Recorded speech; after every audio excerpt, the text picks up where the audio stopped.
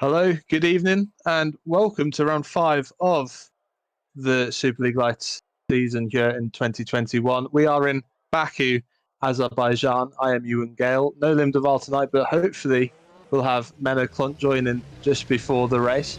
Qualifying just underway in Baku. It is 21 ambient, 21 track, sunny weather. No chance of the rain we saw last season that caused chaos. Of course, 15 minutes of qualifying, everyone on their own little piece of track. And Matthew Williams, surprise, surprise, fastest in practice just now. Of course, Matthew Williams, top of the championship, 78 points. Alessandro Quintai, though, after two really strong races, a win in China and a second in India, has closed the gap up to only 14 points. Now, still no Martin Henderson. We think he's out for the rest of the season. That's not been confirmed. But Luke Maguire even. I'll get the name right straight away. Good start, Ewan. Luke Maguire in at Revo instead of Martin Henderson and doing well in practice as well. Plenty of good drivers to look out for. We've got last race winner Michael Ayres, who won out in India. He's fifth in the championship already, having only raced in 2 races so far. So there he is on circuit, coming through the castle section on his out lap. And so like I said, they all have their own little piece of track. They're not all on the track at the same time as each other, if that makes any sense. There's no chance of collisions ruining qualifying. It's the same in Super League that comes up on Thursday as well. Tobias Olsen looked as if he was going to get a much more positive result than the 12th he did get in India. But collision in the pit lane really ruined his race, unfortunately. He was up in the top 10 for Neptune after a difficult start to the season. It saw him come 22nd in Australia, 19th in China. But 2 points finishes means that he has picked up a few decent results. Matthew Williams then starting the first flying lap of the session. And, it's a fantastic circuit this is, isn't it? It's so many different challenges to go through. You've got the long back straight down to turn 1. Turn 2, narrows on the exit, open the throttle all the way down the straight, heavy braking zone into turn 3, and again it just narrows at the pinch point of the apex. Clip the curb on the inside, use the curb to straighten the car up. Now you're going to brake into turn 4, another 90-degree right-hander. Again, traction absolutely critical at this point of the lap. Braking for the chicane, left and right. Don't use too much of the curb on the right-hand side because it'll kick the car out towards the wall that comes ever closer as you get the power on. Turn 7, hard on the brakes. How much curb does he nick on the inside? Not too much, nice and clean again. Now this is the narrowest point of the track indeed. The calendar, look how close he gets to the wall. Through the castle section of the old town. Opens back up over the crest. 2 left-hand kinks to get through. We've seen cars get unsettled in Super League Lights in the past few seasons. Through the crest, heavy braking down the hill, spot your braking point over the curb. Don't let the car get too close to the wall. Perfect from Matthew Williams again. Heavy braking, the last heavy braking zone of the lap. It's not the last corner, but now it's full throttle all the way down the straight. And this is where we get into the race. It's going to be critical to see who has got the highest top speed. But Matthew Williams, fastest in practice. The first flying lap of the session, it looked a clean one for Stacks Racing. Now DRS open, and it just goes on and on and on and on this straight. Wait for action in the race, and Fairclough goes top straight away, then Leonov, and then Williams already way faster than Quintai. And actually Quintai's been beaten by Kismakers, Whitehouse and Maguire. So early lap times coming in, and Williams is already 2 tenths up on everyone else. Teammate Jack Mayer, only 12th. It's been struggling for qualifying form, actually, Jack Mayer, but has been decent in the races and managed to pick up a few points positions in the last few races in China and India. But only 14th at the moment for Mayer.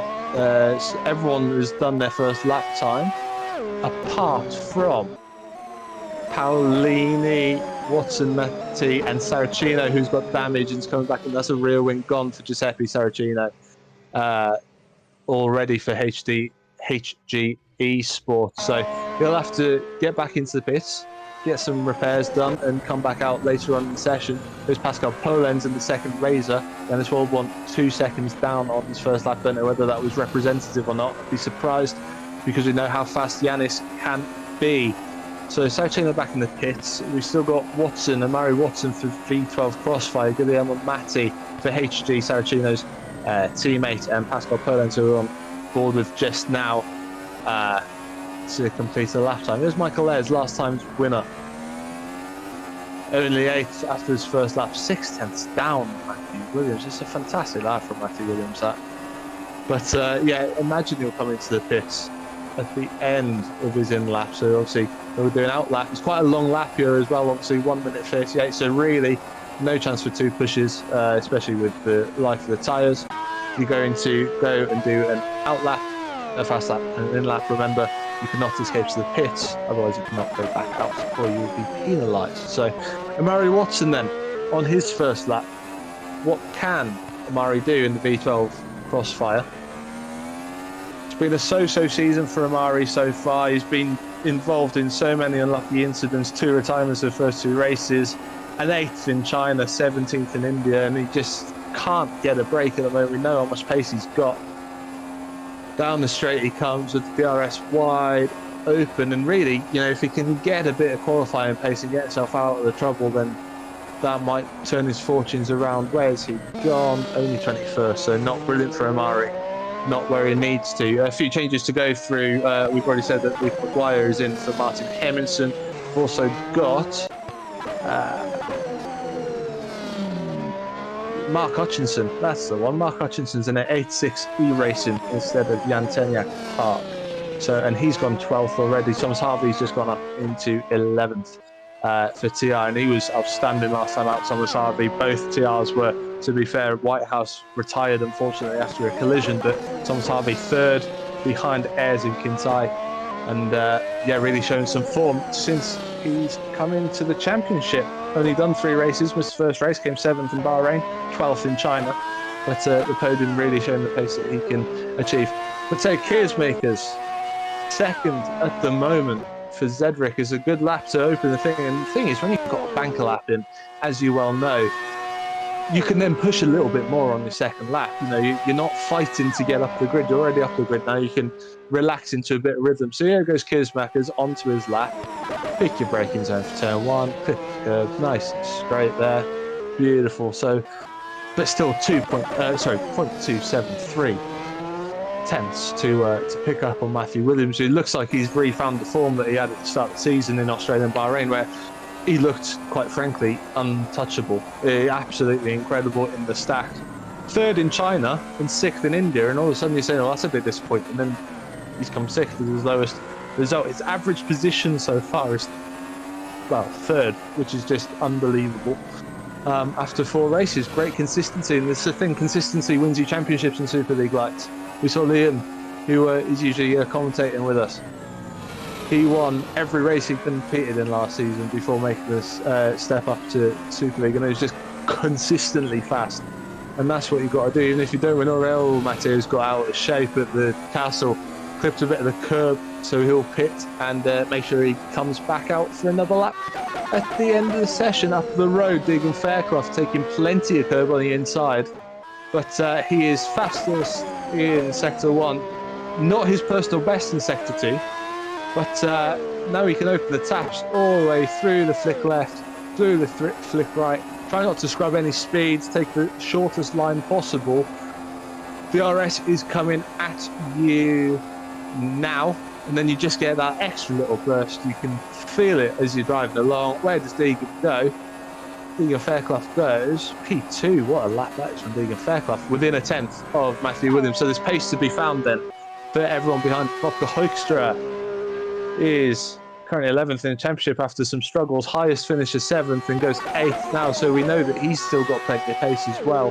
But 8th will not do him too badly. Ukapeka Lalu, who's been impressive this season already, goes 9th into the top 10 for Royal Blue Racing. So times are starting to tumble, and look at that fastest final sector for Ukapeka Lalu as well. Luke Maguire into 2nd, ahead of Fairclough, and even closer, within half a tenth now of Matthew Williams, but still nobody can get ahead of the Stacks machine.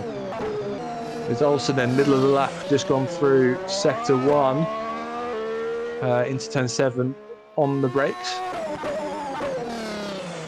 And a bit slower. He'll go through the castle section. This is where we saw Matteo get it slightly wrong over the curbs just now and have a bit of a slide. And to be honest, Tobias was a bit squirrely as well, and he'll lose time through the middle sector there. So at the moment, top 10 is Williams, Maguire, Fairclough, Kersmakers, Whitehouse, Kintai, Leonov for Revo. Then Hoekstra, as we said, Lalu and Pascal Schmidt with a good time in the TTF. That's good to see from Pascal, who is currently, 18th in the championship, best result of 11th and retired last time out. So, yeah, good to see Pascal in the top 10 after the first runs. 139.086 is his best time. Still, though, 6/10ths between first and 10th. And we've seen how close it's been in Superleague Lights this season, so that's a pretty big gap. Also, coming into the pitch, not a surprise after his little slide. Biritapa only down in 26th, but on the medium tyres. Now that is interesting. On the medium tyres, maybe he's thinking he might pick up a bit more grip towards the end of the lap. I don't know. Maybe he wants to start on the mediums if he thinks he's got the speed to. He's gone personal best in Sector 1. He hasn't got a personal best in Sector 2. And actually, he's already quite, half a second off Volborn in Sector 1. So I don't know how much he's going to improve if he does. There's Thomas Harvey going quicker behind. Probably not close enough to pick up I don't know. He's gone fastest time for him in Sector 1, fastest time for him in Sector 2. Where can Thomas Harvey jump to? P10, so into the top 10 for Harvey. Maybe expecting a little bit more just to go back to Tapper. Tapper stayed in P26, so that's not what he wants. He's going to have it all to do. Saracino still hasn't done a lap time after his damage earlier on. So only Harvey improving there, and Matthew Williams has done his personal best in Sector 1, 43.0, already a 10th up on Luke Maguire.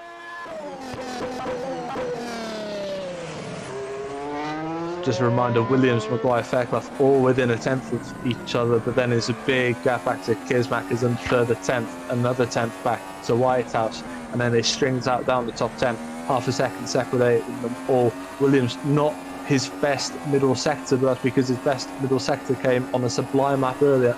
Look how easy it was through the two little swervy bits down the straight, pinned throttle open, DRS coming up, hit the button, let the throttle take you to the line. Matthew Williams, what can you do? Can you go faster? Yes, he can. Yes, he can. Great lap again. 138.3, and that's back out to 0.2 of a second now. Hutchinson across the line, up into P4. That's a great effort on his first outing of the season. Mark Hutchinson up into P4, but still 4 cents down off Matthew Williams. Williams' teammate now, Jack Mayer, on a personal best lap. Only 19th at the moment as times do start to tumble. Can he get himself into the top 10? Up into 15th. Up into 15th for Jack Mayer. Still not quite showing the form of his teammate is Kintai. Looks like he's taking it slow. Omari Watson trying to improve in the V12 Crossfire. Needs an improvement as well. Personal best Sector 1, personal best Sector 2, so it's looking promising. What can he do as he comes across the line? Up into P18, so it is an improvement. It does get him somewhat out of the danger zone for the start of the race, but we know it's usually going to be a little bit of chaos as everyone tries to file through the narrow streets in Baku. Igo Poom comes across the line, goes P8. That's a fantastic lap from Igo Poom. Really good lap, and the TTFs are starting to show a bit of pace here. Schmidt down in 14th, but we know he's got a bit of pace as well. Fairclough, purple Sector 1. Purple Sector 2. Has he got the Sector 3 to challenge Matthew Williams? No, he doesn't. Stays P3. And then catches Waal on the inside bit where Matthew won't get another lap in anyway. So P3 for Deegan Fairclough. Pascal Schmidt. So we know the TTFs have got a bit of pace here. Poom into P8, and Schmidt was in the top 10 earlier. A bit of a slide out the final corner of note. Will hurt him all the way down the straight with the momentum. A little bit slidey as well through the two sweepers. Throttle, pin open, DRS open. What can Pascal Schmidt do? Can he get into the top 10 with his teammate? We've got a purple sector from Kintai in Sector 2, by the way. Schmidt goes 11th. Kintai looking quick. He's matched. He is matched.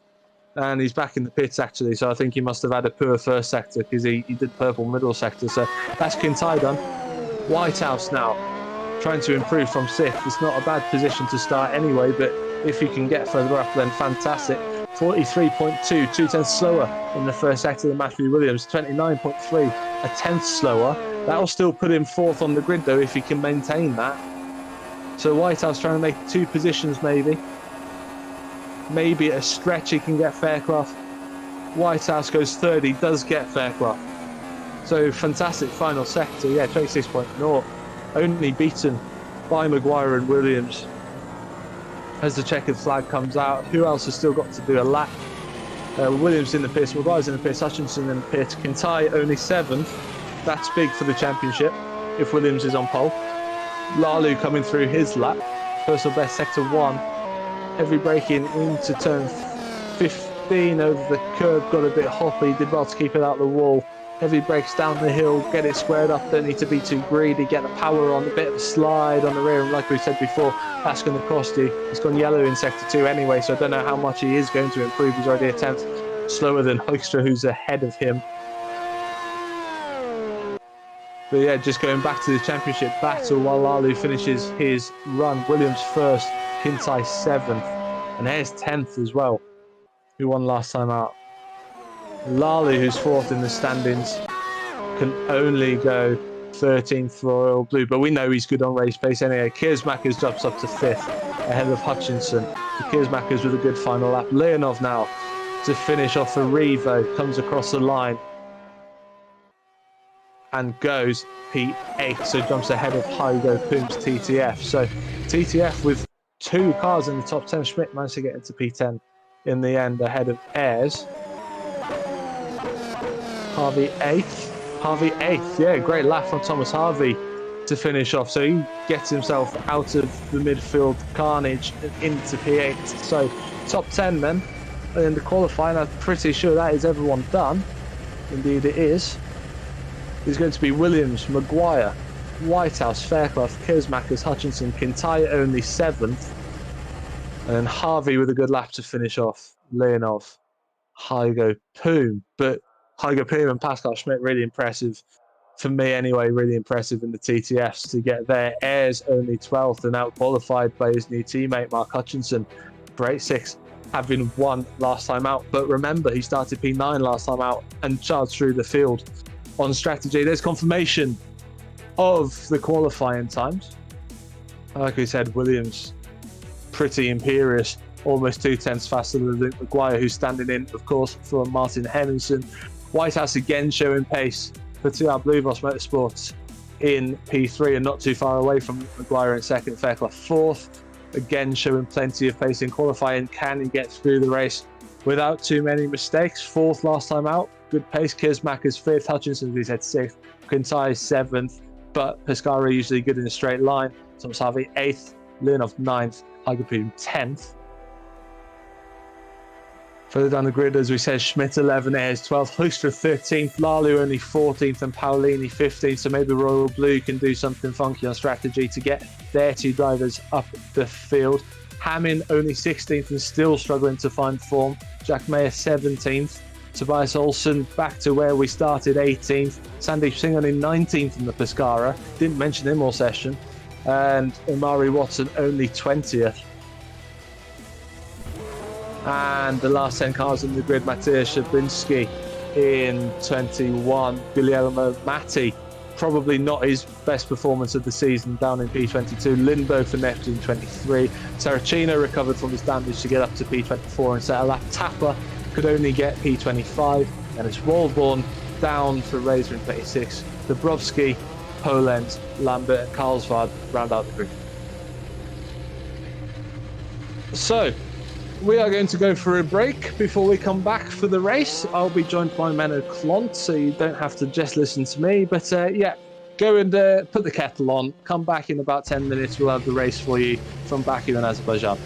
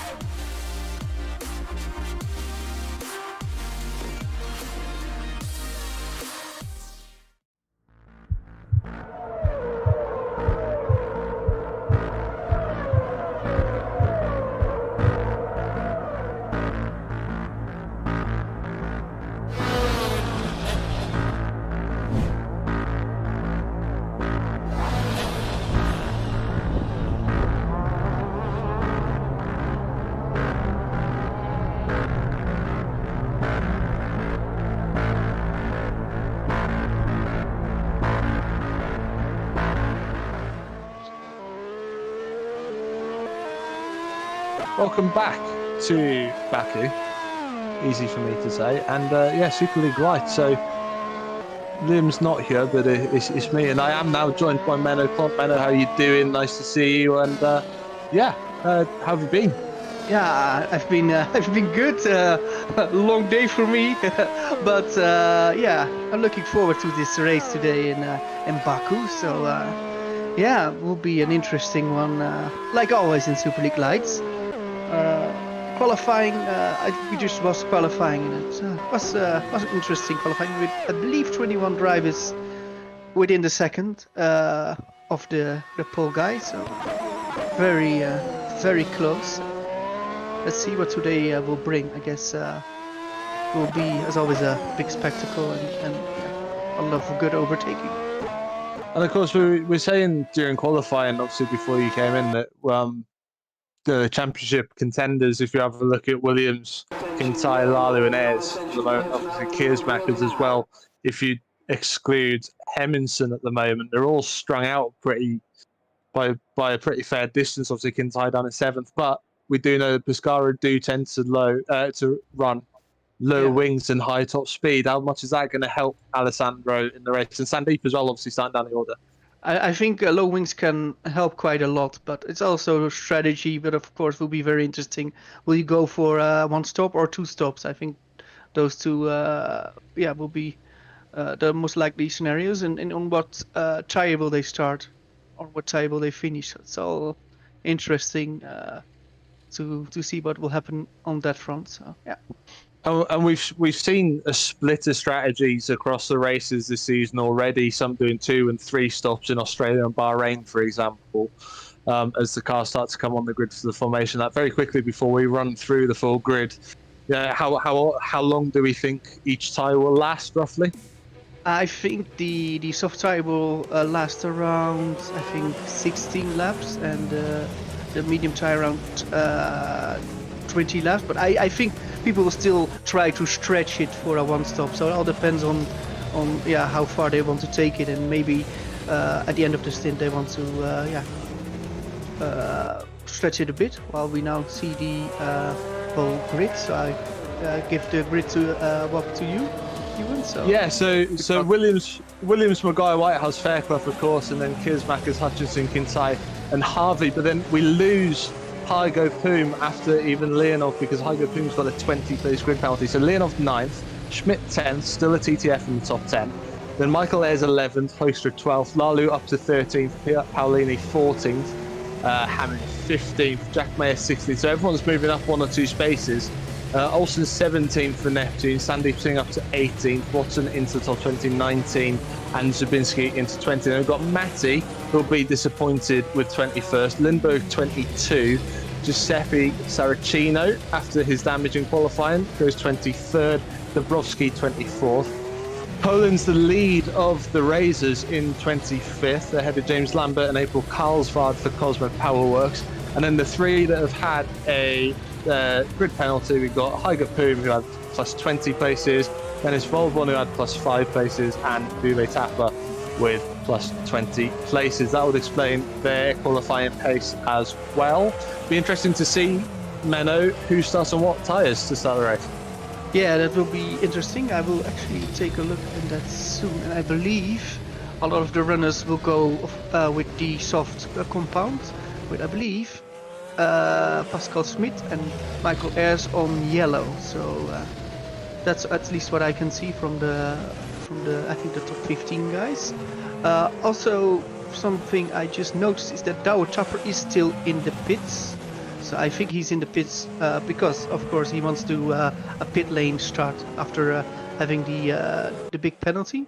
So I think he wants to play it safe, and yeah, if there is a incident mid-pack, that he will not be like involved in that. So let's keep an eye on Douwe Tapper, because I still think he can drive through the field to point scoring position. And of course, the pit lane in Baku feeds in between turn 1 and turn 2, so he's missing the first corner if there is a pile-up. The problem is that if it's on the exit of the turn, he might get caught up in that as he comes out of the pit. So let's see what happens for Duve. He's got plenty of pace, not had the luck this season. He did have a podium in the second race in Bahrain, but yeah, running out a bit of luck. So we're lining up on the grid. Williams, Luke Maguire. We know how fast Luke Maguire is. What can he do for Revo on his standing appearance? But it's Matthew Williams, who has been by far the best driver this season, back to the front after 2 races out, having to wait a long time as all 30 cars line up on the grid. Apart from Tapper, of course. Apart from Tapper, of course, Volborn will bring up the rear, then wait for the lights. There is a car mid-pack who's way to the left of his grid. We now got 5 lights, and we go. We go. Who's got the best start? I think quite a good start from Whitehouse in P3. Wants to go around the outside. Ooh, they touch into turn 1. But still there. Let's see. Is there drama? I don't think there's big drama into turn 1. Let's see. Bit of touching though up in between there. I think it was Fairclough and Whitehouse into turn 2. Fairclough and Whitehouse side by side down into turn 3 after both banged wheels into turn 2. Fairclough's got the inside, should have the corner, but Whitehouse is going to come across. They're still side by side, bit more touching. How have they not ended up in the wall? Whitehouse now pushing Fairclough wide, bit more touching as well through turn 4. 3 corners of touching for 3rd place. Fairclough with the inside. Whitehouse will keep his nose in, and that was coming. And now there's going to be a bit of a blockage. Front 2 fly away, and now we're going to be 4 wide down into turn 7. Kiersmacher's into 3rd. Fairclough still battling hard. You cannot go too wide into the castle section. Boy, big crash, big crash in this castle section, and cars are flying. We've got horror here in Baku, and I think the track is stopped. Oh, this will be drama. Oh, and more cars crashing into the rear. I think this might be a red flag. I think carnage into the castle section. That's just stupid. It's the only word for it is stupid. You cannot go too wide into the castle section. Everyone knows that, and both 3rd and 4th and 5th and 6th try to. I'll try and figure out the order for you now. It's Williams and Maguire way out in front. Whitehouse has managed to get through it. We don't know who's got damage and who hasn't. Ayers has got up into 4th. Yanis Volborn from the back of the grid is in 5th position. Yanis Volborn on the medium tyres 5th position, laying off 6th, Kintai 7th, Harvey 8th. Yes, and we 9th stopped and the Lally race. 10th. So red flag for the race. So this is very interesting what just happened, but we will get a restart. Of course, this incident happened in the first lap. So yeah, so that happened. But there were multiple. Yeah, there were multiple incidents, which was, I think, quite bad. Of course, we had Deegan, I think, who was fighting with Matteo Kiersmakers and actually tried it around the outside, and then they touched and they went into the wall. But because the castle section is so small, yeah, you cannot go anywhere. It's like, yeah. I mean, it all started back at turn 2. You had Fairclough and Whitehouse side by side, and they made contact. They stayed side by side into turn 3, made contact. I think they were both getting a little bit agitated with each other, made contact at turn 4 as well, and 5 and 6 at the chicane. That's what caused the backlog. And then no one else had anywhere to go. They were all 2, 3, 4 wide, even going down into turn 7. They managed to sort themselves out so that Kersmakers and Fairclough were at the head of the field, side by side. Then they tried to go side by side into the castle section, and that's what happens. Obviously, if you're back in the pack, you can't react to that either. You're driving your own race, and as soon as you realise that everyone in front of you stopped into that castle section, it's too late. Yeah. Yeah, we're waiting for the starting grid, and then we will take you through that once again. So, yeah. So it'll be a complete restart. We will have the formation lap again. Yeah, we will have and yeah. And that'll give us time to go back through the grid so we remember who should be where. Unlucky for Janis Waldborn, who managed to pick his way through that. He's now got to go all the way back down to P29. But then I guess the 20 cars or the 24 cars that he did pass, most of them, it wasn't their fault, and they shouldn't have lost out either. So back onto the formation lap. We'll run back through the grid. So after all of that, Matthew Williams and Luke Maguire will stay P1 and P2. George Whitehouse and Fairclough side by side together again. Hopefully they've calmed themselves down after what just happened. Kersmakers, who really, could have backed out as well, P5. Mark Hutchinson, P6. And this is the problem now. All the people that caused that get to go back up to the front of the field. Alessandro Quintai, P7. Thomas Harvey, P8. Ivan Leonov, P9. Pascal Schmidt, P10. And of course, because he's been promoted from P11, he does get his free choice of tyre. Michael Ayers 11, Pugstra 12, Pekka Lally 13, and Paolini 14 on an all Royal Blue Racing row 7. Frank Hammond P15, Jack Mayer 16, Tobias Olsen 17, and first of Neptune. Sandeep Singh still got it all to do down in 18. Amari Watson 19th, Zabinski 20th, Matty 21, Lindbergh 22, Saracino 23, Dabrowski 24. Like I said, Polenz in the first of the Razors 25, then the two Cosmos of James Lambert and April Carlsvard, Hygo Poom after his penalty down in 28, Waldborn in P29, and Tapper, I imagine, will start from the pit lane again. Something we didn't mention on the last formation lap, Menno, of course, which we've seen already this season in Bahrain. I think Saracino might have suffered as well in India, is engine health, obviously with the long straights, and also brake health with the heavy braking. Yeah, that would be very interesting, especially I think the brakes. We saw last week in the Super Cup races that we had some people with brake failure, and the Super Cup race only was, I believe, 25 laps long. So let's see if the Superleague Lights drivers actually looked into their brakes, and if everything will be fine, or maybe we will see people struggling on brakes, halfway or maybe at the end of the race. I think we should keep our eyes out for that. Well, we're I think getting closer and closer for the restart, and let's hope everything will be okay now. So Menno, put yourself in Matthew Williams' position. You made the perfect start. You weren't challenged. You're out in the lead.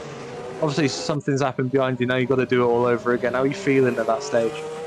I think he would still be feeling quite well, because the good thing about this track is that the run towards the first corner is not that long. So if he gets the initial start right, then it will be very difficult for him to be challenged into turn 1. So I think that's his main priority, and if he can pull that off, I think he will still be feeling confident. And, It's Leonov who was sticking out in the grid, and I think he's done it again. Leonov, the Revo, he's obviously in the box, otherwise he'd get a penalty. But obviously, maybe trying to get a bit of the whole shot down the middle. Lights coming on. Williams, can he do it again? Have you learnt your lesson, boys and girls? Let's go. Let's try again. Williams, a good start. Look at the start. The White House has gone. They spin again. Oh, and another big crash, and that was caused, I think, by the Revo. Oh, guys, keep it clean. This is stupid. You need to keep clean on a city track like this. And we've got multiple cars with problems. Front wing. And Omari Watson without a rear wing. We've got both crossfires. Hutchinson's out already. Oh, guys, this is not needed. Oh. Front wing gone in the braking zone for one of the Razors. Didn't see who that was. But yeah, carnage again, and this time we didn't even get to turn one. Paolini dropping down as everyone, Constantine is up. Kuzmak is up into P2. Alessandro Quintai in the Pescara, already P3, worked out beautifully for him. Yeah, and Mario Watson with damage. Let's see the castle section now. I think people will take a lot of care here. The problem is you've got people with damage. People don't want to get their race sort of hampered by the people with damage. Let's calm it down. Everyone's single file. We've learned a lesson. Well done. But at least we've learned one of the lessons of the first lap, which is not to go side by side. Oh, we've got more crashing. Hammond this time, trying to get past the damaged V12 of Fairclough. Now Fairclough's got no rear wing. Hammond no front wing. And Paolini crashed off because he hits the rear. Guys, just be relaxed. It's all going wrong for some people, and the people who now use their brains, they will gain a lot. And I think we will look after a while what happens. So Luke McGuire without a front wing, without a rear wing. Oh, he was one of the Hammond's probably just picked up suspension damage as well. He's gone into the wall through the sweepers at the end of the lap with no front wing. Look at this, we're going to go 3 wide now. I think the Neptune of Tobias Olsen going down the middle of one of the Revos of Leonov, and I think Lalu's up into P9 as well. So the 2 blue cars getting past Leonov, obviously Royal Blue and Neptune, so they look pretty similar from a while back. I think the Neptune's a little bit lighter. So top 10 after another chaotic lap 1. Matthew Williams first, Kersmacher is second, Kintai third, Whitehouse fourth, Harvey fifth, Ayres up to P6, Hoekstra 7th, Schmidt on mediums as well, P8, Lalu 9 and Olsen 10. So let me look if I can find something. A lot of cars in the pits. Oh, I think it will be 5 or 6 guys in the pits. Yeah, so Hammond's the first to come out, Polenz as well. Fairclough should be the next to come out. We've still got Paolini, Luke McGuire as well from second on the grid. For Revo, he's in the box and back out on a set of hard tyres. That's interesting. So he's going to try and extend his stint, try and limit the damage. Does Watson come back out? He had extensive damage to both ends. We know Hutchinson's out, did make the first corner. Shame after such a good qualifying.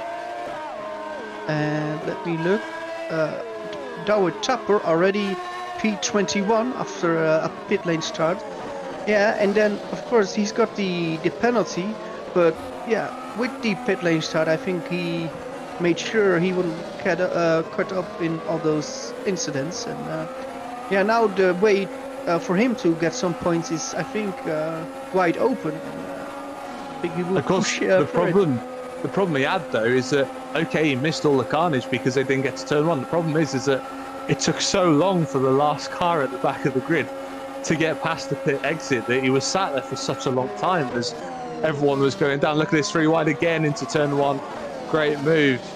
Great move. I think that was Lindenberg up past 2 people and up into P15 past Lambert and Matty. So Matty up to P17 already as well, having started P21. Oh, we've got a problem for Johan Lindberg. Johan Lindberg stopped. What happened? Then he's out. What happened to Johan Lindberg then? Just after making the move. Oh, more collisions. That's Matty in the wall. I think it was Zabinski who got into the back of him. And Lambert's got an issue as well in the Cosmo. So all kicking off at the rear end of the points. Poom up into P15, back into the points after his penalty. Ah, that is what happened. So Matty decided to go back, to drive behind James Lambert, and he braked pretty early, and Zubinski didn't saw that one coming, so he went straight. So yeah, a lot of carnage. Far more than I think we would have thought, and I actually don't know where to look at the moment. But at least at the front, it's still Matthew Williams who's leading, but Matteo Kersmacher is keeping him honest in P2. He is, and Kersmacher has to get a DRS as well. And look at Quintai. He only started in P7, but he's now already in P3 and in the DRS of Kersmaker, so a good start from Alessandro, with George Whitehouse now in P4. And Quintai with a fastest lap on the last lap as well, so he's got pace in that Pescara. Kismackers crucially still within DRS rank 7/10 to Matthew Williams, and that will help. Obviously, DRS has been open since lap 3. Yellow's out. Someone's gone wide in front of Saracino. I think it might have been. Ooh. Yeah, it's getting all tight down there, and I think it might be Lambert again. So, or Zabinski actually. Sorry, Zabinski. So Zabinski had the contact last lap. Don't know whether he's got any damage, but Saracino trying to make up for lost time from qualifying. Obviously, he came back into the pit early on and only really had one lap in qualifying. So, chaos down at the bottom end of the points, but like you said, close up top. Yeah, close at the top, and very interesting in P4 and P5. We've got George Whitehouse and Thomas Harvey. That's team TR Bluevoss or TR Motorsports, and they are now with 2 cars in the top 5. So yeah, you've got a lot of victims of the first lap crash after the restart, but you also got some teams that actually gained a lot, and TR is one of the teams that actually gained a lot from it. Yeah, they did, and like we said, we know they got the pace from India where they were doing so well. Like you said, Whitehouse unlucky to retire with contact, but P4, P5 of them, and the problem is to them, look at managed to stick with Kintai. Here is one of them, is Harvey getting overtaken by Ayers, who, as we saw, has fantastic race pace in India, coming from P9 to win. Easy move with the DRS down the inside. Now we can get after George Whitehouse, only 5 seconds off the lead despite everything that happened. So Williams, Kismackers, Kintai very close, then about a 2-second gap back to Whitehouse, and then another 2 seconds back to Michael Ayers. So he's got plenty to do, and obviously he's going to have a DRS assisted Thomas Harvey trying to fight back as well, so he's got that to think about. Now what is very interesting, and I hope we can get an onboard of Michael Ayers maybe later to have a confirmation, is that Michael Ayers is on the yellow tire. So if he can stay within a few seconds of the leaders, he could very well be in a very good place, because of course he still needs to run the red tire to because he needs to use both the compounds, and I believe the red soft tire is a bit faster. So I think Michael is looking at a charge at the end of the race. If he's on a one stop, at least he's doing something different than the guys who are in the top 3 and P4. And I think it doesn't look bad for Michael. We needed to keep an eye out for that. If he can keep his pace up and can stay close. And we were saying as well before the race how important strategy could be. You said there might be 2 stops. Do you think someone pitting early now, with this field strung out so much because of the incident on the first lap, do you think the 2 stops gone because you're just going to be straight into traffic, or do you think there might be someone who'll still try it?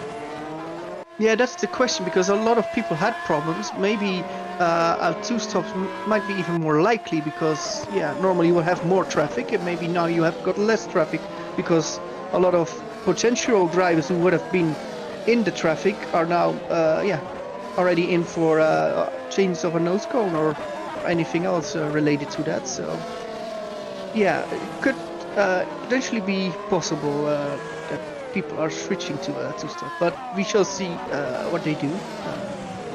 I think it can go both ways. I think if you had a battle plan before, I think you will still not change it. Best lap of the race so far, Deegan Fairclough trying to recover, obviously way down, a long way behind after his pit stop damage. But on screen, he got the battle for first, second and third is Williams, Kismackers and Kintai. Kismackers and Kintai have got the classic Azerbaijan problem. You've got the DRS in between the final corner and turn 1. You've got DRS between turn 2 and turn 3. But all of the ground that you make up down the straight with your drag reduction system operational, you lose when you're following the car in turbulent air through the middle part of the lap, and that is really something that Kismackers can tie. That's where they might have to figure something out with strategy. Do they try a funky strategy, or is Kismackers going to be close enough to have a go this lap? I don't think he is. I don't think he is. And something makes me wonder is that if those guys want to do a one stop, do you want to push as hard as you can, or if you're like Mathieu Keersmakers, maybe you want to follow Matthew Williams, because if you can stay in DRS, it will still give you a bit more lap time. And of course, you want to save the red tires for as long as possible, because if you switch to the yellow tires, then yeah, if you can do less laps on them and a longer stint on reds, it will of course be better in the end of the race if you're on a one stop. So maybe those guys are saving a lot of tires. Maybe that will. And of course, because of the nature of the circuit as well, we've seen before that the undercut works really well as well. One has a look down the inside of Hygo P14. The undercut works so well at most circuits, but obviously we've got the high traction zone at the end of the lap before the long straight. DRS is operational for quite a long time before the finish line as well. You don't want to have old worn tyres compared to your competitor and be mugged at the line, do you? You want to have that fresh bit of tarmac. So actually sometimes, and a lot of the time in Baku, the overcut can work as well. That's that's a thing we will find out. Let me see if we have got any good battles. Yeah, we got on the screen at the moment Poom just got overtaken by Volborn, but obviously Poom's going to have the DRS straight back, and not too far behind is Tapper, obviously fighting from the back. And Volborn Tapper obviously have their medium tyres on as well, so they're on a bit of different strategies. Volborn gets really tight to the corner. He's going to struggle down the straight now. I'd imagine Poom will overtake him. Oh, sorry, it's Tapper now in 16th ahead of Poom. So Tapper will get past Volborn pretty easily. There you go. Yeah, and that's Tapper in the points. After everything that happened with the grid penalty and everything that happened with him having to wait in the pit lane while everyone sorted themselves out to turn one, Tapper's got into the points, you're right. So, and actually, sorry, just to correct myself, Poom's up in 14th and Sabinski behind these two, not Hygo Poom. So Hygo Poom's still up in 14th. So let me look at the current top 15. So it's Tapper in 15th with Hygo Poom in 14th. Sandeep Singh in P13 with Jack Mayer in P12. Luka-Pekka Lalo in 11th with Ivan Leonov in P10. Pascal Smit in P9, also with the yellow tire, with Tobias Olsen for Neptune in P8. It's looking very good for them. Thomas Harvey in P7 with Wopke Hoekstra. Yeah, Wopke Hoekstra is pretty silent, but he's driving a very good race in P6. Actually can follow Michael Ayers, who's in P5. P4 now for George Whitehouse, and then the top 3 is Alexander Quintrai with Matteo Kirchmakers now going for the move on Matthew Williams, and it's Matteo Kirchmakers who's going to the lead. Will Matthew Williams try to overtake him again? Yeah, he will go for it. Oh, they fight for it, and Matthew Williams repasses. Oh, and Quintrai is now going to attack on Matteo Kirchmakers. What are they doing? Are they already wanting to take a lot of risk? Matteo is racy. He thinks he can go a lot faster, and Alessandro Quintrai is following. This is a very interesting battle at the moment. Yeah, very clever from Matthew Williams as well. He knew he'd have DRS down the straight. He just unsettled Kirsmakers into the braking zone of turn 2. Surprised that Quintrai didn't have the top end speed to get past Kirsmakers, who didn't have DRS. A little bit surprised. Maybe Pescara have gone a bit more conservative with the high speed setup that they usually do. Quintrai trying to follow though through the castle section and actually stayed pretty close, so that's pretty decent. But they've strung out a little bit to George Whitehouse. Whitehouse now 3.8 off the lead, and then Ayers a further Ayers is a further 4 seconds back as well on the medium. So 1, 2, 3, 4, 5 starting to string out a little bit. We'll obviously see what happens with the strategy. Interestingly, Volborn's really struggling. Saracino up into P16, Volborn 17, and Zabinski 18. I wonder if Volborn and Zabinski actually might have got together a little bit, because they're now 5 seconds already off the back of Duitapla, who only just got through. So and Williams starting to try and break the toe. He knows that Kirsmakers has got the pace. Here comes Kirsmakers again this time. Will he set Williams up to be on the outside? Yeah, look, he stayed behind. I think that was a tactical ploy, Menno. I think he's going to try and get a DRS into turn 3 and see if he can get that done. So very interesting thing about George Whitehouse. His lap was 1.3 seconds faster than the top three. So because the top three was fighting so hard, George Whitehouse, yeah, he gained a lot. And he hopes that it will happen maybe once more, because then he can get even closer, and maybe then he can even get DRS. And DRS is always, if you're not, even if you're not overtaking, it's a lot of time gain on on your lap time. So I think that's what he's aiming for. So maybe George Whitehouse can make the top three group a top four group. Well, you're absolutely right. It's sort of the IndyCar style of racing, if you like, where they sort of need to work together to keep the gap that they've already built out. And maybe that's why Kersmakers didn't make the move the second time round. Is he's tried the move, he's been re-overtaken. If they're fighting and losing that much time, he knows he's got the speed that he'll probably be there at the end of the race. What you don't want to do is take a risk that actually what happens is Williams has a really good pit stop window, pit stop phase, and creates a 2-second gap, and you never get close to him. So he'll try again. Let's see what he does this time. Does he try and make the overtake stick, or does he just sit in behind, like you said, with the DRS and pick up the lap time? Kersmakers is close. Who is also very close is Wopke Hoekstra. He's very close to Michael Ayers for P5. We will look to that later. We're now going to the lead again. Making a move. Kersmakers making a move down the inside, so he is racy.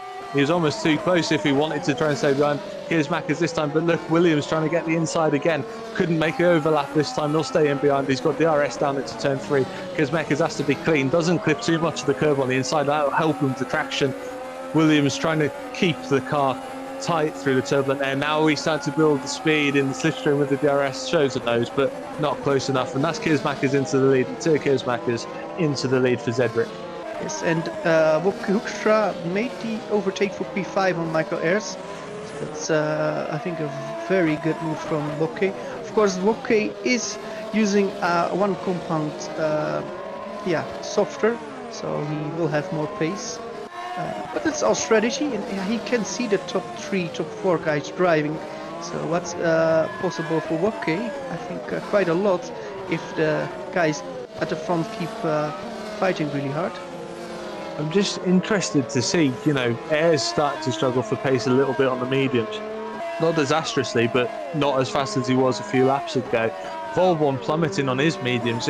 Is there an overheating problem going on with these guys as they're battling, spinning the rear tyres up, and then losing performance earlier than they maybe like? Or is Ayers trying to string his stint out to try and have a faster second stint? Yeah, that's the whole question where we don't have answers for now. I think one answer I can now see is that Matthew Williams cannot get back to Mathieu Kersmakers, and now it's Alessandro Quintai who will have a very easy overtake with DRS on Matthew Williams. So the cards have changed. Just wondering, we've seen Matthew Williams with higher downforce in the first 4 races so far. Just wondering whether that's starting to eat his front tyres up a little bit, because he looked a little bit wide, and you've seen him trying to tuck the car in over the curves maybe to get a bit more turning force through the front wheels. So bit of struggles. Matthew Williams can't get back down inside of Quintai up into P2, and maybe we'll see Williams the first to pit out of this front 3 the way it's going. Yeah, maybe. It could be a lot of things. Maybe Matthew is actually driving slower because he wants to take more care of the tires. Maybe he has got a plan to pit on a certain lap, and maybe he already saw that he couldn't make that happen with his current speed. So maybe he's now trying to relax a bit more with at least the tires, so that they will have a longer lifespan. So could be a lot of things. It could be pure pace, but it could also be strategy that you don't want to full push now. But then again, I think it was a very good overtake from Mathieu Kersmakers, who showed quite a lot of speed in recent races. But as good as this, we of course never saw him. He's now leading for Cedric Racing. Look at this for a train. I think it's Pascal Schmidt in P9. He's got Leonov, Lalu, Meyer and Singh all tucked up behind him. So it's just a massive DRS train, and you feel as if one can get past Schmidt, then they all will. But if one can't, then you won't see any moves between any of them. So big DRS strain down the main straight. Schmidt actually got a nice bit of a gap, and actually he's going to put Leonov at a bit of a risk here to Jukka-Pekka Laulu. Leonov's pits actually after only 13 laps, so that's a bit of a surprise, Menno. That's I think definitely a two-stop. So let's see where he comes out in. Maybe he just went for it a two-stop because he thinks he had a lot of clean air. Goes to the yellow tire. I don't think he can finish this race, but we shall see. Maybe this is a one-stop. But I feel this will be a two-stop with a very should be able to go back onto the softs at the end as well, right? Yeah, that of course will be possible, and then he will be lightning quick in the end. So that's what they're aiming for.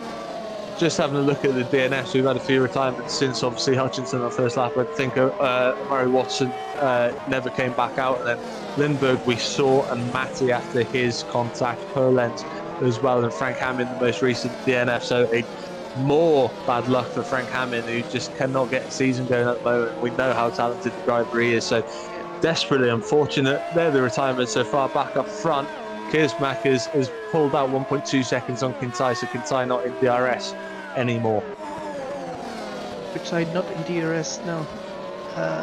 Let's see how fast they're actually going on the straights. Yeah, definitely Mathieu Keesmakers is faster on the straights, even without DRS. Kiersmakers just did okay, he's just done a 141.4, but he's just done a personal best. We've got somebody in, and that's, let's see, George Whitehouse. George Whitehouse. I believe Ayres just had to go at Hoekstra into turn one as well, but ran wide and lost a heap of time. So he was right back up onto the back of Hoekstra. Lalu now all over the back of Schmidt as well, but can't get anything done. So let's see where Whitehouse comes out. This could be crucial. He was only, 2 seconds off the back of Williams, who was in third. So let's see what he can do in clean air. And can he actually, how strong is the undercut going to be if he does I think close to Williams? This is quite smart from TR.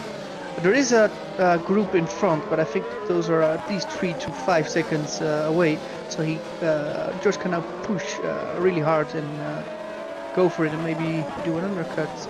Well, he did the undercut, but actually make it last. Well, let's just see if we can see him in the back a shot. Yeah, we've got Singh. There he is at the back, just coming through the chicane. So he's got a nice bit of clean air. The problem is how slow is Schmidt going to back these guys up into him, and how long is Williams going to stay out? If you're Williams, Kintai, or Kiersmakers, or any part of their team, do you look at this group at the moment and think, well, hang on, Whitehouse is going to get stuck in their battle anyway? They're a second a lap slower at the moment. So, you were 2 seconds ahead if you're Williams. If you pit now, you come out right in this battle. I believe Mathieu is getting in now. It's Kiersmakers in, and Quintai goes on, and Mathieu Williams goes on as well. So this will be, of course, interesting. So Mathieu pushed, I think, quite hard the last 5 laps, and that he now is in. I think he's the first from the leaders to go in. But how? Lalu's making a move, and Kiersmakers is going to be so close to these guys as he comes out the pits. He needs to get out in front. He's going to be right behind them. In the traffic. He will be in the traffic. And this is what we were just saying, is that, did you need to extend? You were going a second a lap faster anyway. Did you need to extend to get out of this? Another lap and you were ahead of Lalu.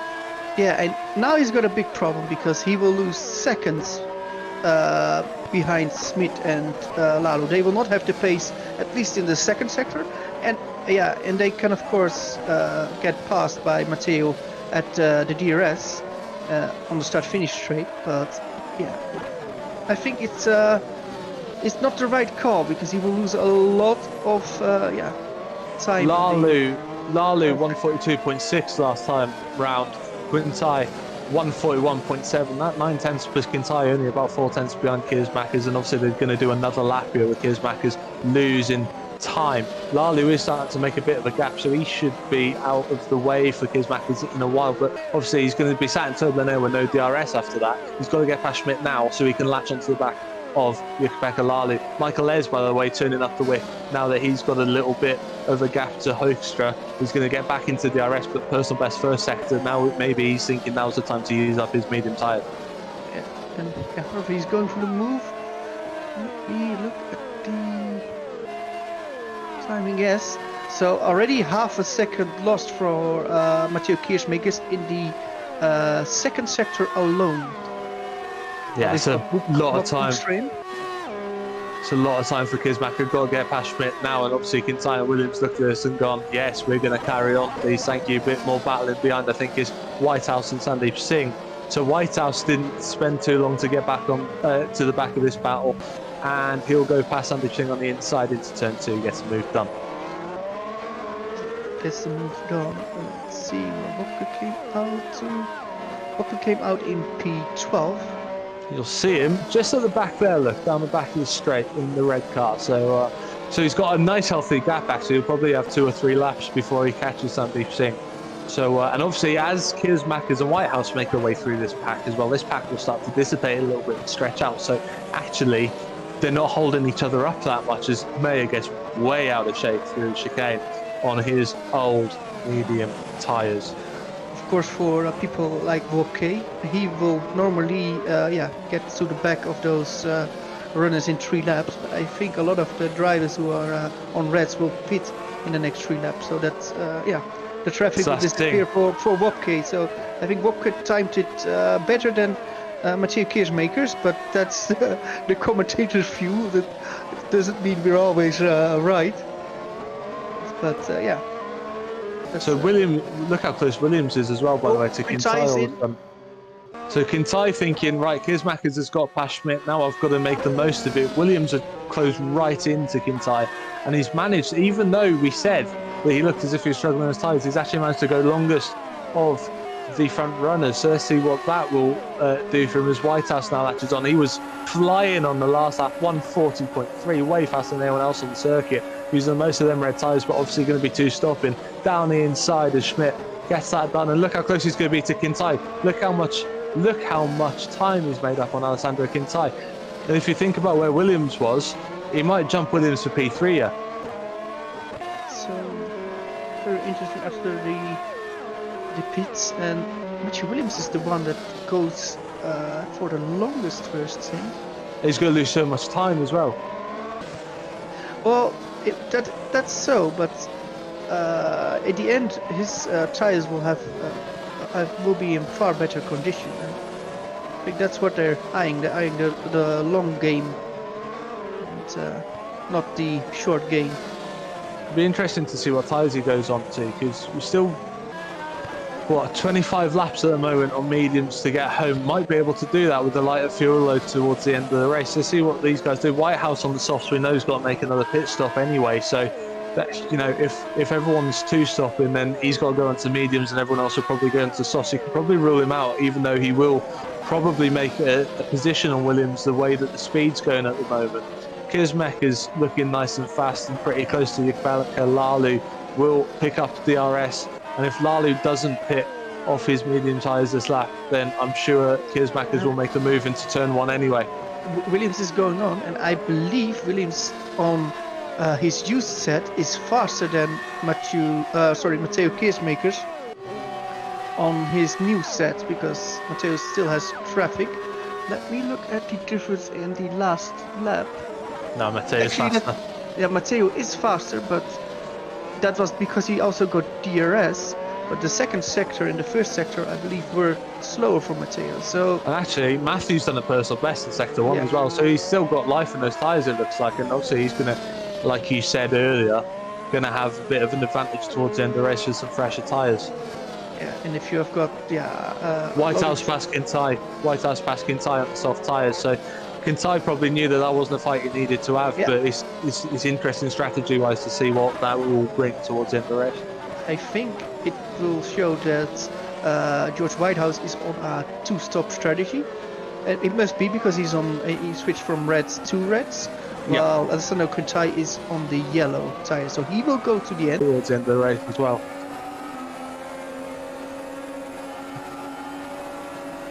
So, George Whitehouse trying to make inroads to Yekpeka Lalu, obviously trying to see how fast he can go on the softs. Williams still going on lap 19 on the soft red tyres. Thomas Harvey into the pits from what was P3. Oscar also in the pits. So Schmidt in the pits, yeah. It'd be interesting to see where Harvey comes out. Obviously, he was up in the top 6 for TR. Not too far behind his teammate, actually. But yeah, let's see what his strategy can bring him onto the medium tyres. Should be good to get to the end of the race from there now. Out in P8. Ivan Leonov hit the back of, I believe it was Tobias Olsen. And he was a bit, into the wall, but not big damage for him. While now Jack Mayer is going for a move from Tobias Olsen for P9. And he makes it to P9. We shouldn't forget Jack Mayer last year finished P2 here behind Liam de Waal in the light race, and looks like it's early. Maybe for this season, Baku is the changing point for Jack Mayer again. Yeah, and you know this as well as anyone. If you like a track, you like a track. You tend to be good on the tracks you like, and no one's ever good on tracks they don't like, really, are they? You sort of it's funny how it works out. You think even if you don't like a track, you might be quick on it, but for whatever reason, it sort of gets in your head and you can't find it. Williams finally in them. So Williams, I think he's lost a bit of time. He'll go on mediums and he will have fresher tyres towards the end, but I think he would have lost out to maybe down into P4 by the time this fizzles out. So where does he come to? He is quite close. He's still quite close to Mathieu Keesmakers. I would say the gap is around 3 to 4 seconds, and he comes out just before George Whitehouse. And George Whitehouse is going for the attack, and on the outside will outbrake him. Yes, he will outbrake him. So this is very interesting. The lead, or the lead of. Oh, he's not leading. Sorry. Matteo is now 3 seconds ahead, but Matthew pitted a lot of laps later. So that will be very interesting at the end of the race, because this could be a very smart thing for Matthew Williams. I tell you what else is interesting is that Williams managed to overcut Kintai, but Keesmakers has managed to make so much ground on the undercut. Yeah. So obviously Kintai struggling to get up to grips with the medium tyres, whether he's just sort of easing them in to make sure he's got the life at the end. But he's lost out to Williams. Obviously Whitehouse is flying off on the soft tyre. We know he's going to have to come into the pits at some point. But yeah, Williams back ahead of Kintai, almost in the wall into turn 15. So pushing hard Matthew on his outlap as he tries to keep up. Probably he wants the DRS from Whitehouse actually to make sure Kintai doesn't come back past him. I think he wants to stay in the DRS for as long as he can, of course, because that will give a lot of extra lap time.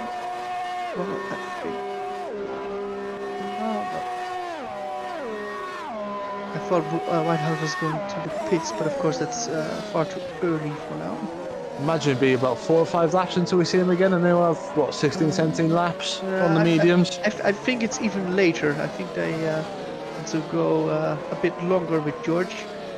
Say another 8 to 10 laps maybe. 8 to 10. Just try to think, because obviously if you're on the 2-stop, you want to have enough time to make the use of your tyres that you're putting on as well, don't you? So you don't want to leave it too late either, as much as you want to extend the better tyre, if you like. Yeah. So Williams staying nice and close to him though, so obviously he's been pushing hard through traffic. Turbulent air won't help the tyre life, and he hasn't been able to drive away from Williams as he has from everyone else.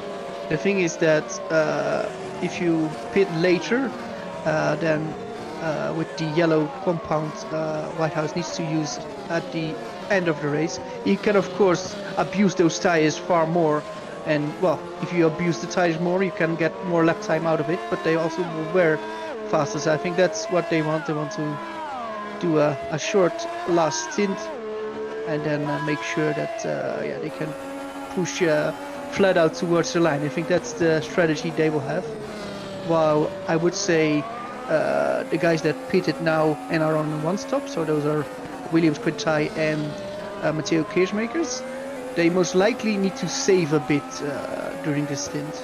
So at least they will be a lot slower at the end. At least that is what I would predict at the moment. How good is it to see Vopka Hoekstra back up the sharp end of the field? There's a move on Jukka-Pekka Lalu, who I don't think is pitted yet, but up into P6 for Hoekstra now.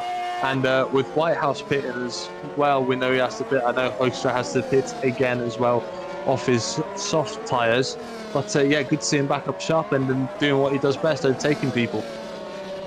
Yeah, and I believe Vopka also is on the two-stop strategy. I can confirm. No, yeah, he's gone red to red. Let me look. I believe that's the case, yeah. Yes, that's what it shows for me. So he also goes for the two stops, which can work for him. But we'll see it later. Gap from Keersmakers to Williams, obviously Whitehouse is a little bit, it's only about 2.5 seconds now, so it's half a second down. Just wondering whether Keersmakers, knowing that he had the gap, is starting to nurse his tyres a bit. He knows that he might have to defend at the end of the race. He doesn't want to use everything that he's got too early. Make sure he knows that Matthew Williams will be coming on not softer tyres, on fresher tyres, and yeah, maybe a bit of cautiousness from Keersmakers, who's in P2 at the moment. Interesting, Michael Ayres 22 laps already on the medium tyres, on his heavy fuel load to start the race. So that pretty much confirms that everyone who stopped around lap 15, 16, 17 should easily get to the end of the race on the medium tyres.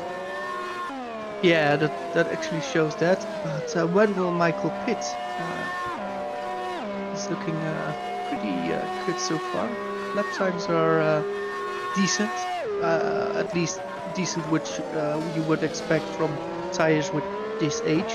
So he's a bit slower than the cars behind him, but it's not just decent, but they're consistent, Menno. And you know, consistency on this life of tyres. Lalu, who was one of the other medium tyre runners, finally comes in from P7, and Sandeep Singh making the move on Ivan Leonov. So Singh trying to advance his way up the field on medium tyres into P11 down the inside of the Riva Racing Cup.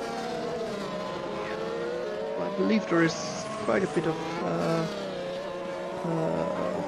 problems on board with Ivan Leonov. I believe his steering wheel is not completely the right way. You could see that in the under braking look. He's sort of wiggling a little bit as he's trying to keep it straight under brakes. So that won't help his confidence on the brakes, will it? No, it will not help. And when you then brake, the car goes everywhere, and that's just not good when you have got that. And I think it makes that he needs to brake a little bit early to make sure he can stop the car in time, which now is very interesting, because I believe George Whitehouse is getting pretty close towards who is it? Matteo Keersmakers. Yeah. So Whitehouse has gone through a little bit of pain with his tyres a few laps ago, but now he seems to have got them back under control and found a bit more speed. So Matthew Williams, by the way, look, 141.0, that's his personal best. So Matthew Williams starting to pick up the pace. Ayres, the 143.3 last lap, so that was a second slower than the lap before. So as soon as I said about his consistency, he started to lose a bit of time, whether it was a mistake or whether that's just his tyres really starting to fall off the cliff. 45.4 in the first sector, that's where it all went. And then 31.3, 2 seconds lap slower than the guys behind him. Probably needs to start thinking about pitting now, get out in front of Tom Harvey. I think he will pit at the end of this lap. It's with just the sector times, then it's not good enough. And I think he knows that now is the time to go for the pit. If he comes in now, he will get out just in front of Thomas Harvey, I think. So that will. We know that Jack Mayer's got to pit, so P7 will be fine. He's still risen up from where he started, and he'll be on fresher tyres towards the end. Yeah, but because he will pit quite late to the softest tyre which is available, he will be lightning quick, I think, in the remainder of the race. But he needs to make up a lot of ground, the top 3, top 5 guys. And if you think Whitehouse and Hoekstra still have to pit again after going red on their first 2 stints, then he's a net P5, so actually it doesn't work too bad as we've got yellows in sector 2. Wonder what that's for. I believe it's April Cosworth who crashed. So, there she's standing, she's driving again. Just having a look at the DNFs actually while we were talking about that. Yanis rolled one out and Saracino out of 2 retirements in a row for And we've got Ayres in. Saracino. We've got Michael Ayres now in. As expected. So, yeah, we think he'll come out in about P7 close to Jack Mayer, who's yet to pit. I think he will be ahead of Jack Mayer. Pit lane is pretty long. Yeah, we will get out ahead. So P6 now for Michael Ayres. And let's look what he can do in terms of lap time. A lot of free air as well. A lot of free air, and that's very interesting for him. Can you see how many seconds he's now behind Matteo? So now that we've had pretty much the top 5 back to suit, we've got we'll do a little top 10 rundown. We've got Matteo Kersmakers leading, George Whitehouse slightly out of sync, P2, needs to pit again. Matthew Williams managed to jump back ahead of Alessandro Quintai through the pit stop phase. Hoekstra behind Quintai, but has to pit again. Ayres we know is going to the end of the race and will be lightning fast on that set of soft tyres. Jack Mayer 7th, doing a good job. Still think he needs to pit one more time, but doing a good job from where he started way down the pack. Thomas Harvey in P8 for TR, so that's 2 in the top 8 for that team, doing well, carrying on their momentum. Olsen 9th and Singh 10th. Yeah, and we should go on board with George Whitehouse because he is getting closer and closer to Matteo Keersmakers, and I think he will be around DRS. Yeah, he can open DRS. Can he pass Matteo Keersmakers and get the lead?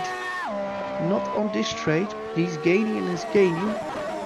His lap time, his last lap time was 4/10 quicker than Matteo. So I think he wants to go for at least for a few laps to the lead. We need to see when he is planning to make his pit stop. I mean, it looks like he'll be able to snatch 5th, I think, once he's pitted. Should be able to carry on his pace. I mean, he's still in the 140s, look, so plenty of pace to start stringing out a bit of a gap to Jack Mayer, get in front of Jack Mayer. Obviously, Hoekstra's still got to pit as well, and then by the time everyone moves up, he'll be in P5, happy days, and a nice haul of points, especially after retiring last time out. So let me look at the difference in time between Matteo and Michael Ayres. That's only 20 seconds, my timing screen says. If it's only 20 seconds, it will be very, very interesting at the end. It'll be interesting to see how hard Michael can push. Does he need to look after the tyres at the start of the stint, or can he just push hell for leather qualifying laps? I'm not sure he'll be able to, and keep the tyres in check. Look how close Whitehouse is again to Matteo Keersmakers. Yeah, battle for the lead. Of course, it's not the net lead because we think Whitehouse has got a bit, but he's close enough. He will be close enough. Should just send it down the inside. I'd be surprised if Keersmakers fights it too hard. He doesn't. Look, it's pretty simple. He didn't go for it. He didn't go for it. I wonder if he's just trying to eke out the speed of the DRS until he pits. Yeah, I'm not sure what the plan was there. Maybe he didn't want to fully risk it there. Because he had the overlap, he had the speed. I'm surprised he didn't go for it. So he got DRS again, but again he could have sent it up the inside, didn't, and settles for P2 at the moment. So, and look, he's started to get a little bit wiggly on the throttle as well. Hoekstra as well on soft tyres. So soft tyres look the supreme tyre at the moment because Hoekstra, even though he's been on them for a while, is right up to the back of Alessandro Quintai. So look at Michael Ayres' first lap. Was only 2/10 faster than Matteo Keersmakers, but I think he's just not wanting to destroy the tires well at the beginning. So yeah, Michael is looking fast at the moment, and maybe George Whitehouse can help him a bit because if he attacks Matteo Keersmakers will lose a bit of time. And then also Matthew Williams and Alexandro Prix can get closer. That could... Yeah, Williams, like you said, will want Whitehouse to try and make a move. He's not as close this time. Maybe Tyler's starting to go off. Obviously, it's hard to follow a car so close through the middle sector, and he was so close to Kismakers on the last lap. And in fact, he looks like he's peeling off into the pit. So Whitehouse finally pitting for the second time. Let's see where he comes out. Should be somewhere near the top 5. So pretty crucial stop this actually for TR. We've got a good haul of points in the offing if they can get this strategy right.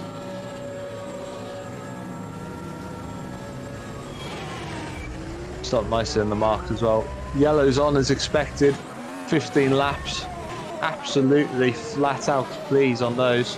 George, where is Mayer? Says Mayer. So he should pick up the RS bit ahead of his teammates. So P7, P8 at the moment for TR. Schmidt goes past Leonov for P12 at the same time. That's because Leonov hits.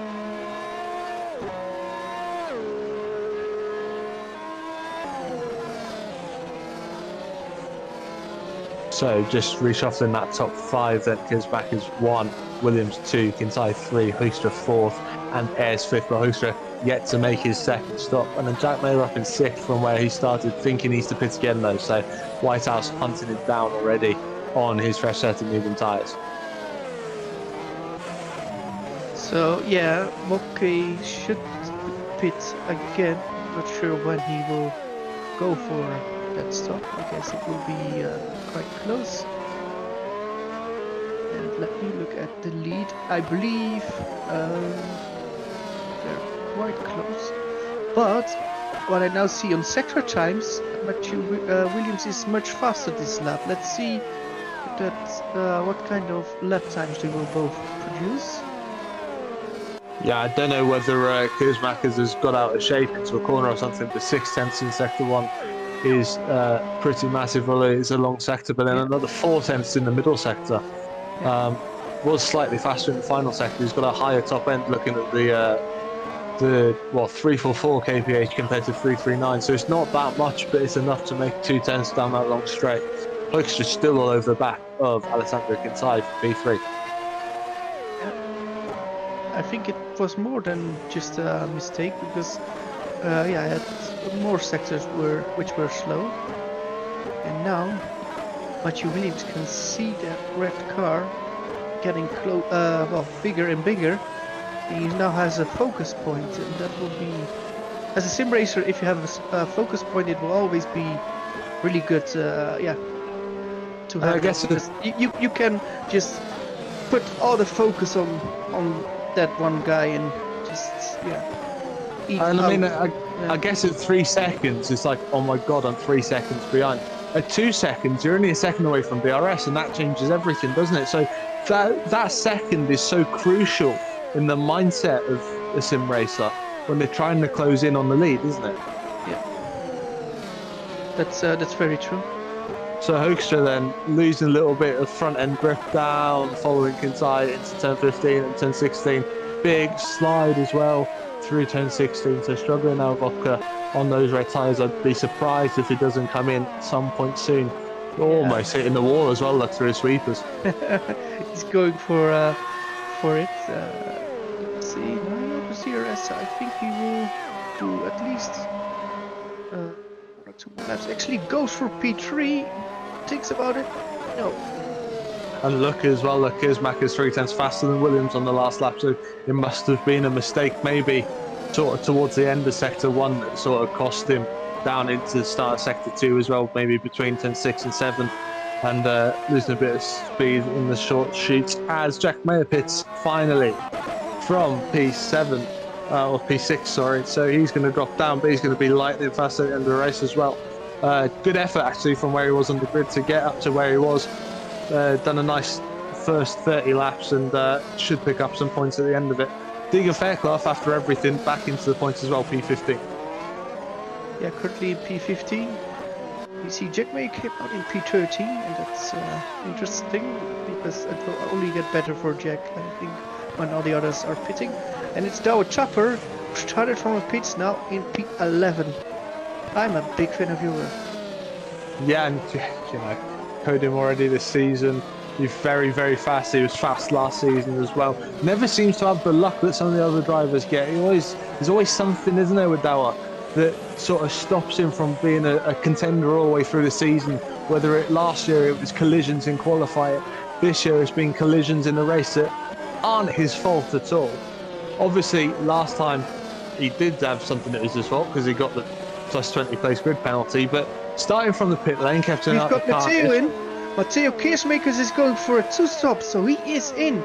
That's surprisingly. So Matteo Keersmakers also for a 2-stop, and Wopke Hoekstra for will be in for his 2nd stop. Wow. And do you know what? It's interesting because he wasn't doing blistering lap times either, Keersmakers, was he? He wasn't doing blistering lap time, so he's onto the reds. I'm surprised by that. Track position's key. Yeah, of course he pitted quite early, so that would have suggested a 2-stop. But yeah, you never know what they thought was possible with the tires. But no, It was, what was it, lap 14 he came in? I mean, you have a look at how many laps. It would have been 28 laps didn't towards the end, but as the fuel was going down, how many did theirs do? 26. So yeah, surprised they didn't hang him out there and try and pick up 2nd or 3rd maybe. See what everyone else does. Michael Ayres then through strategy up into P3 on soft tyres. Yeah, and that's I think much more than expected. I think maybe at Team 86 they also thought that maybe Matteo went for a 1-stop, and now Michael Ayres now finds himself in P3. Keersmakers is only just behind George Whitehouse, and Whitehouse we know is on the medium tyres, so should be easy pickings on the fresh set of softs for Matteo Keersmakers with a bit of DRS for extra good measure. Look how hard they hit the curb through turn 15. I'm always surprised they don't just spear into the wall as they clout the curb on the inside down the hill. And then obviously they take a lot less curb because they want all the traction they can get down the straight. See, I think Matteo Keersmaker is pretty close to George Whitehouse. Can he pass him already here? I think he will. Of course, Matteo's car had a lot of straight line speed from the way they set it up, and now with DRS. It's quite an easy pass for P4, and now Matteo is going to focus on Michael Ayres in P3. Been interested to see that apart from the first sort of 4 or 5 laps, everyone who's defending has stayed on the racing line down into turn 1. There's been no sort of defensive lines down the inside making people go around the outside. Almost as if everyone saw what happened at the start and gone, do you know what, we're in the top 5, we can be sensible here. Well, we've got Dawood Tupper in and Deegan Fairclough. Obviously Fairclough stopped right at the start of the race with damage, so that's not too much of a surprise, even though he managed to climb back into the top 15. Plenty of time to go though. We've seen that pretty much anything can happen in Superleague Lights and points will still be available for him. Yeah, that's very true. Also worth mentioning, P11, Heigo Poom. Heigo Poom retired from the first 4 races of this season and now finds himself in P11. It would be something if he can get his points for the team, and I think and remembering he qualified P9. He qualified P9 and had the penalty as well, so he's come all the way from the back of the grid. So you're right, fantastic ride from Heigo, and hopefully he can get through the last 11 laps. Look at Hoekstra all over the back of Thomas Harvey on his fresh medium tyres. I believe he felt pretty bad about that he retired in the first 4 rounds, but if he can get the P11, that would be a result which can free him a bit. Hoekstra through as well. Hoekstra through so early on the straight. That's what fresh tyres does for you. With the traction out of turn 16 already through before the braking zone. Hoekstra up into P6 past Thomas Harvey. Look at Tobias Olsen as well in P8. This is what he was doing in India. Much better speed for Tobias Olsen. This time he hasn't had any sort of dramas and he's managed to get back up into the top 10 with effort. Well, Matteo Keersmakers now is flying in terms of lap time. Purple lap 139.8. That's I think 1.5 seconds faster than the current pace of Matthew Williams. So yeah, he's flying. No, not just that, he's right on the back of Michael Ayres. We've got yellow flags in sector 2, so have a look what's happened. Oh, there we go. Yeah, I do believe so, yeah. Oh. Carlsford, it was Carlsford, they thought Carlsford. Okay, so yeah, she crashed before, and now in the Casa section, second crash, and I believe this caused the retirement. So shame to see her out of the race. Such an easy one to do as well, carrying a bit of speed on some old tyres, and you just clip the inside wall, you clip the outside wall, and so I've done it so many times myself. So yeah, unfortunate. It takes the retirement list up to what? 1, 2, 3, 4, 5, 6, 7, 8, 9, 10 people. So only 20 cars left in this race. Not entirely surprising with it being Baku, but surprising maybe with how much we lost early on. Back up the front then. Pretty close between Ayres third, Kiersmacher's fourth, Whitehouse fifth, and then Hoekstra will be doing everything he can on fresh tyres to close the 7-second gap between himself and Whitehouse. Yeah, let's see. Tobias also now in P8. If he can bring a P8 home, that would be, I think, very good vibes but look at Harvey right in front of him. It might be a P7 before long because he's got enough pace here. And Harvey looks like he's struggling. He's been on these mediums for a while. He was one of the first to pit as well. So if he was going to pit again, you think he would have pitted by now.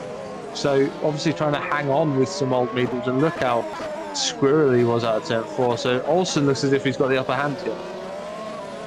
Yeah, it looks like it that way. Oh, and Matteo Kiersmaker is really close now on the back of Michael Ayres, so I think it will be quite an easy overtake for him on the start-finish straight.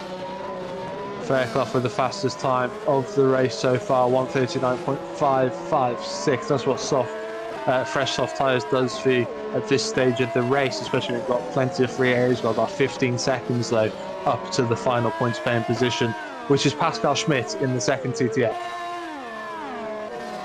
Yeah, and I'm now looking at the lap times of the leaders. So Matthew Williams is doing 41.2.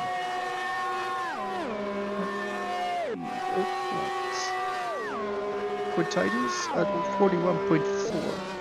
Kintai just hasn't had the pace, has he? Kiersmacher gets through. Kiersmacher's through on Ayres, but runs wide, and Ayres is going to come back through on the inside, surely.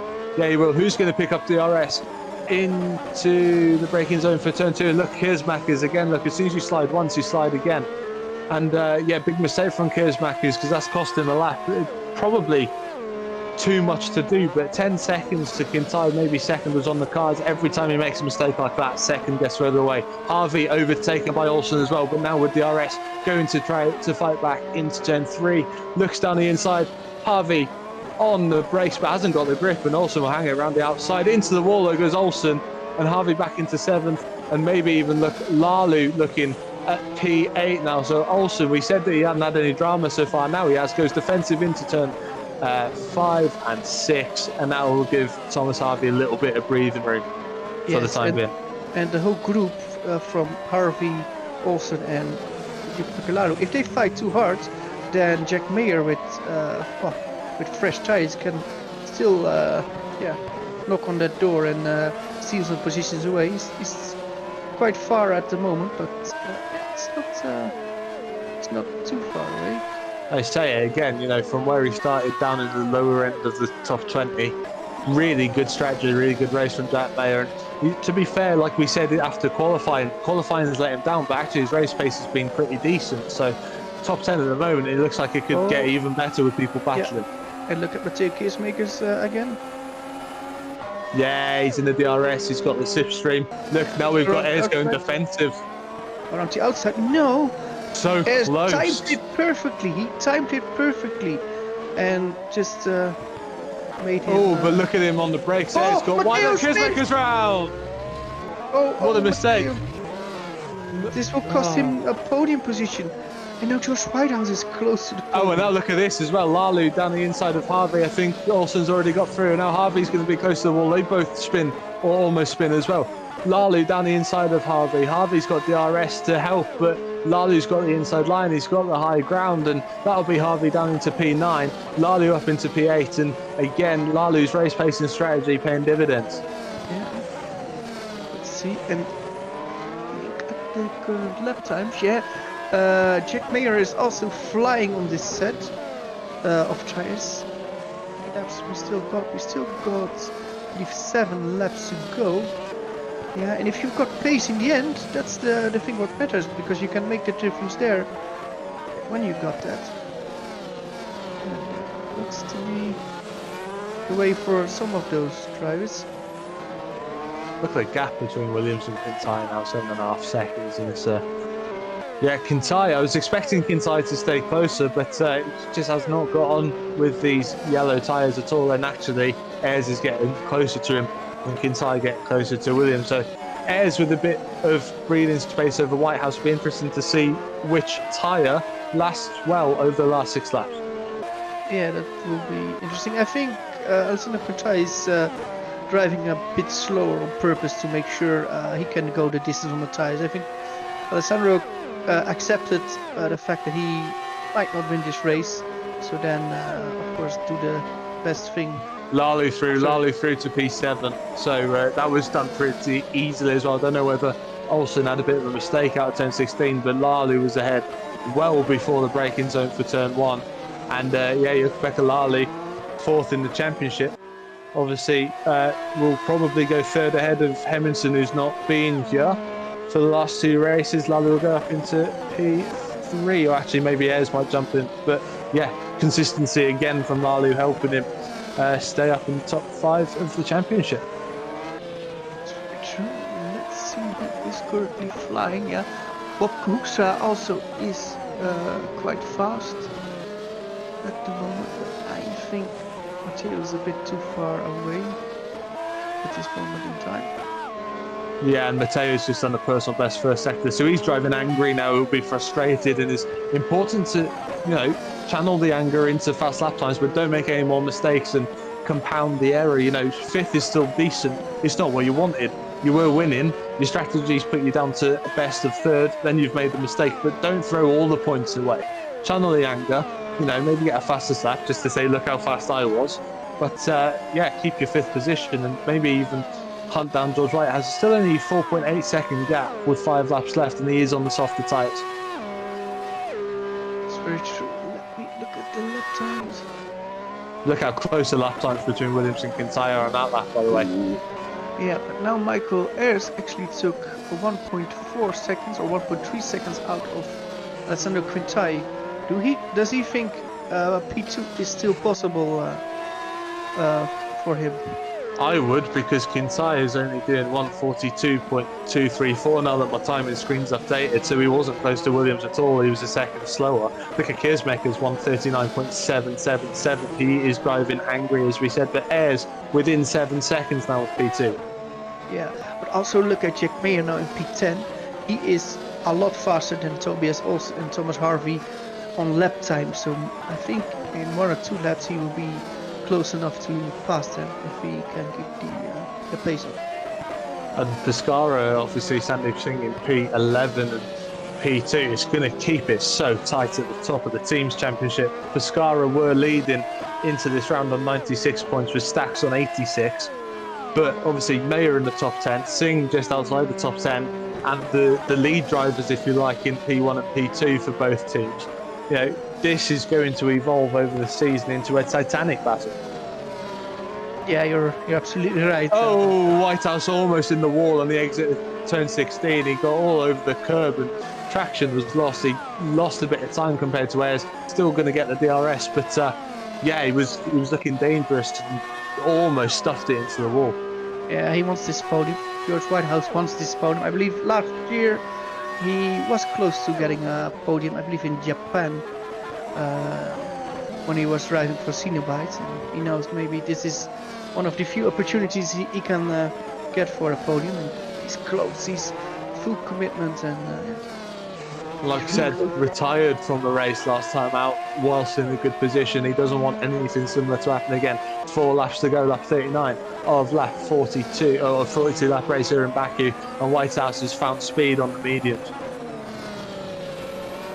I've had a lot of speed. It's managing to keep it awful tight as well into the apex, considering he's been on the mediums for a little while. And look how sideways Michael Ayres got out of turn 6. So, you know, if that's traction struggling already for Ayres, and if Whitehouse can keep it clean, he should be able to make a move with the RS, I think. Yeah, very interesting. Matteo Kiersmakers here has still got a lot of pace in him, and can he annoy those two for the podium still? Because I would have thought the chances on the podium were gone, but he is really fast now. And if George is not making the move, I think this lap or next lap, then it will open opportunity for Matteo. Yeah, Matteo's had one of the highest off speeds down the straight as well in the speed trap. So if he does get on the back and with the RS and these two start fighting, then he should have a chance. Look, there he is at the back of your screen now. So Ayres in third, Whitehouse in fourth. The RS and much cleaner this time from Whitehouse. This could be a chance on the medium tyres. Ayres goes defensive to the left, so Whitehouse is going to have to go right. No, he's dummied. He's dummied to the outside. Now he's set Ayres up though, because Ayres is going to run wide on exit. He can carry the momentum, set him up into turn 2, and try and get the move done into turn 3 with the RS. Oh, that was a nice cutback, but it didn't work because the car was sliding into turn 1 for George. But the idea was good. Now he goes for it. Got DRS. Can he go for it? Oh, this is on the braking. This is on brake leg. Oh, they're going into the wall. They're both in the wall. Oh. And look at Kiersmakers now. Kiersmakers could be all over them. So Ayres won't be happy with that. It was an audacious move down the inside. To be fair, it was really on as well. He had so much more speed, but he just couldn't find a way to get through turn 3. Both in the wall, not too much damage, I don't think. But now look at Kiersmakers all over the back of Ayres, and Ayres even looking a little bit defensive into turn 7. Yeah, the car of Ayres now has a lot of damage, I think. Oh, yeah, he's got a lot of damage and he crashes out! And Kiersmakers done so well to miss him as well. Great driving from Matteo. Such a shame from Michael Ayres. No, this was a top 5 for sure, and now he's there, and he's out! Oh, guys. That's such a shame. He was so fast. You know, what an incredible fifth in China on his first race. First, last time out, he was looking good for a top 5 again in just his third race this season. But out of the race he goes. Terrible up for 8.6 as well. Look who that promotes up into the top 10. Sandeep Singh. Tapper will go into 11th from the back of the grid from the pit lane, remember. And that leaves Williams and Kintai way out front of Whitehouse. Well, Whitehouse is still only 5 seconds behind Kintai, but almost 1.5 seconds faster. But what damage has Whitehouse got? How much speed has Kiersmakers got? Can Kiersmakers close in on him in the final 2 laps? Remember, DRS will be effective on the last lap. we now got Jack Mayer, who already passed Thomas Harvey, and now Jack Mayer is pretty close to Tobias Olsen, and potentially can get even P7. And that would be a great result from where he was on the grid. It would be a great result for Stax as well. He'll probably close in a little bit on Pescara. So with both of their cars ahead of the respective other cars, it goes down the inside, and this time it's a clean move into turn 3 that we see. Bit of a wiggle out of the corner in traction, but he gets a move done.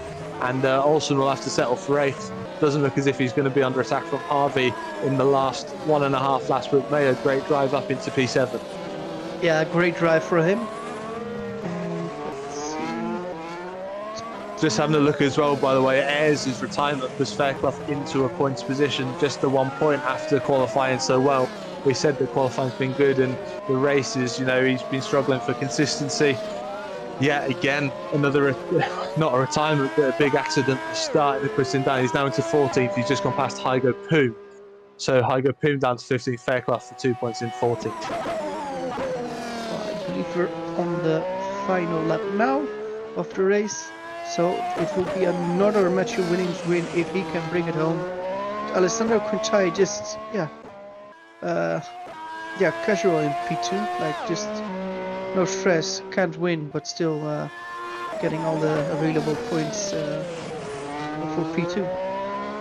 Yeah, only 1.5 seconds now between Whitehouse and Keersmakers, and if Whitehouse has got a little bit of damage, Keersmakers are just on a purple sector in sector 2 on the previous lap. If he can get DRS at the end of this race, he might be able to drag past and pip Whitehouse for the podium right at the end. He's got to get within the second for that to happen, but he looks so much faster on those soft tyres.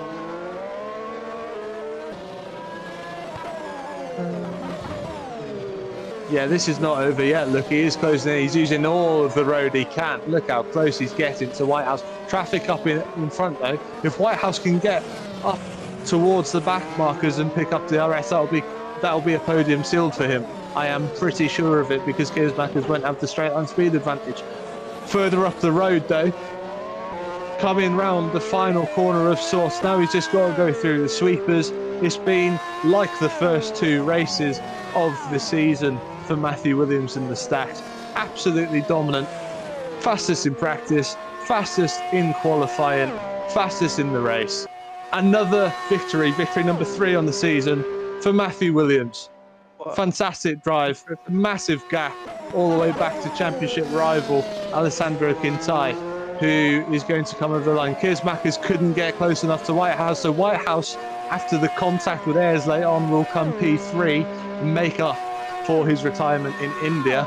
Keersmakers, his own spin probably cost him the podium after leading for so long after the first pit stop window. We've still got battles going down through the field. Look at this fast car. Schmidt is all over the back of Ivan Leonov. Watch this for DRS towards the end. Has he got the speed? Leonov gets a little bit shaky into the final corner, just running through the top 10 quickly. Hoekstra 5th, Lally 6th, Mayer, fantastic dive to 7th. Tobias Olsen finally getting the result he deserves in Look P8. at Pascal Schmidt. Here comes Schmidt, though. Yeah, he can do it on the line. Here we go. Opposite. Yeah, he will go for it. Yeah, he cannot do everything, and he gets him on the nearly on the line. It's Pascal Schmidt in P12 with Ivan Leonov in P13. Now we wait for Deegan Verkla in P14. And then Boom as well. Boom in P15. So that'll be double points finish for TTF just to finish the top 10. Alston, like we said, getting what he deserves. P8. Thomas Harvey, P9. Dropped down a bit towards the end, but still good points for TL Luvos. And Sandeep Singh picking himself up from the below par qualifying. Really good race pace again to get back into the top 10. Tapper from the pit lane into P11. Schmidt, as we just saw, Pippin Leonov at P12. Fairclough fighting back for points in P14. Heigerpoon 15. Dabrowski 16. Maguire 17. Szczebinski 18. And Lambert 19th was the final finisher. 11 retirements in a crazy race. Menno, it's time to catch a breath. Well, yeah, you go into a round like this, yeah, I'm not sure what you will see of racing and what kind of drama the race will give, but we had a lot of drama with the first start and also with the restart, where I believe why was it? Why lost control and yeah, took out a few drivers. Yeah. It was an amazing race, but also very stressful and a lot of drama. Also with Michael Ayres just a few laps before. So there's on the screen the final standings, as we said. Williams with a commanding victory in the end for Stacks, and then Quintai nursing the car into P2 keeps the championship wide open. Although there is some points gained for Williams at the top. Whitehouse 3rd, Keersmakers 4th. Hoekstra back to what we know he can do in the top 5. Rebecca Lally continuing his fine season in P6 for Royal Blue. And Mayer, good drive 7th. Olsen 8th, Harvey 9th, Singh 10th. Tapper recovering from pit lane in P11 for Zedrick, so good points for Zedrick today. Pascal Schmidt P12 for TTF. Leonov 13th, Fairclough 14th, Poom, second TTF in the points. Then Dabrowski, Maguire, Zabinski, and James Lambert, the last of the finishers. And then Ayres and Karsvard, Paolini, Saracino, Volborn, Hammond, Polenz, all out of the race. Matty out with contact, Lindbergh out, having made a sublime double move into turn 1. And then Watson and Hutchinson, unfortunately, victims of what happened at the start of the race. Yeah. So that was a interesting round at Baku. Very interesting. And, Pick through. Plenty to pick through. So, we're just waiting to see. We usually have some interviews. No one yet. I'm imagining everyone's just having a quick debrief after yeah, everything that happened at the start, and I'm sure there'll be a bit of anger for the guy. I mean, Luke Maguire, some of the laps he was putting in 139.1 towards the end of the race. Sorry, 139.1. He had the pace. He was second on the grid. He lost out. So, not what you want to see, but clearly had the pace. And that's more points that go begging for Revo, having started the season so well. And, all of a sudden, Royal Blue are going to be all over the back of them in the Teams Championship for third. yeah. So I'm looking if we will get somebody for interviews. I don't think that's the case today. So. And that's, again, like we said, that's understandable after what happened at the start. And obviously, there's a bit more drama in the race. So, plenty for people to pick through with their teams. So I think what we'll do is we will leave it there. Menno, thank you for joining us for the race, for a crazy round in Baku. That was round 5, round 6 in 2 weeks' time from Austria. It's Spielberg. But yeah, for now, it's thank you, Menno. Thank you, Tom, as well on cameras. And we'll see you in 2 weeks. And of course, Super League on Thursday. Catch you then. Catch you then.